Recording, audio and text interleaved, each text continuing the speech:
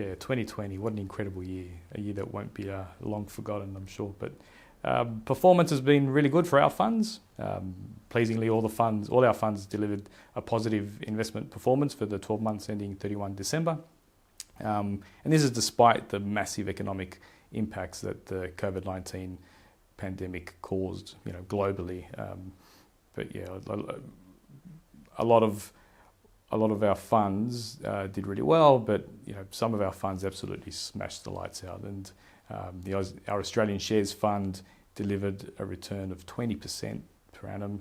The Emerging Companies Fund over 35%. And when I'm looking at what the drivers of that performance, what the drivers of the performance were, it's not just markets were strong, because their respective benchmarks were 1.7% and 5.9%. So it really did come down to how we construct the portfolios. We have a team of our equities team do a lot of work and do a lot of research and follow a process that we've been kind of refining and finessing for over decades now. So really pleasingly to see the outcomes of this the process and this very long kind of track record that we have. So but the Aussie Shares Fund and the Emerging Companies Fund were definitely the highlights of our product suite. But yeah, all our funds did deliver a positive return for the year. So the outperformance, when you look at our process, it always begins with the ethical screening and ensuring that everything we invest in meets our ethical criteria.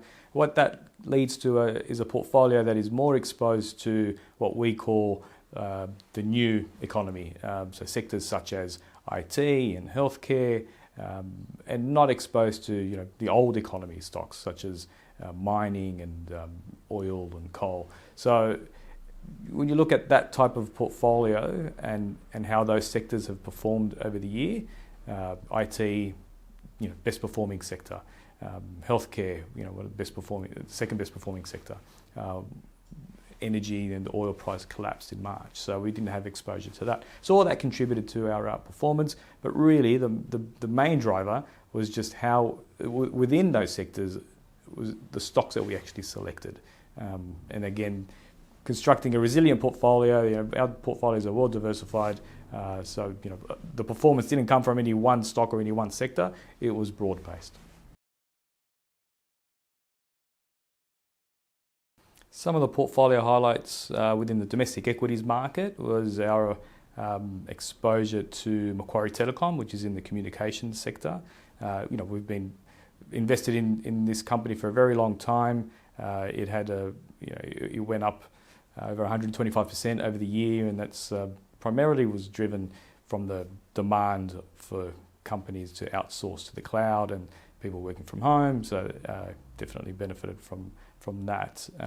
In the healthcare space, we've been a long investor in Fisher & Paykel Healthcare, and that company benefited from demand for its respiratory masks because of the coronavirus. Invested in Infigen, which is a wind farm operator, and that benefited from a takeover from Iberdrola, a Spanish renewable energy company. Those were the highlights for the domestic equities market, and that all flows through to our diversified funds, such as the Balanced Fund and the Superannuation's Balanced Option, which has a big allocation to domestic equities. But also, those funds benefited from our property portfolio. We have investments in healthcare property and commercial property, which did quite well and were very resilient during the coronavirus pandemic. Economic impact, didn't impact the healthcare property so much. The longer-term performance has been really good. That's, I guess that's our main objective, is to deliver a performance over the long term. So our Aussie Shares Fund has been around for a very long time and has had a very consistent, record of delivering alpha. And that again flows through the Balanced Fund. The Balanced Fund has a track record of over 30 years. Outperformed its benchmark over 10, 20, 30 years, whatever time frame you want to look at.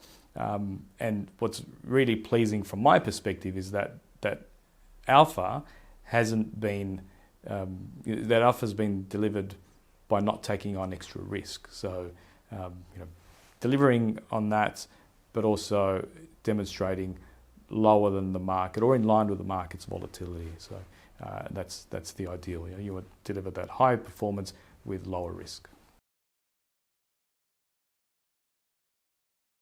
Yeah, there's definitely a growing awareness of this type of investing. We've been doing it for 35 years now, and there's a lot of competitors entering the space. You've got the likes of BlackRock being the biggest fund manager in the world, touting their credentials.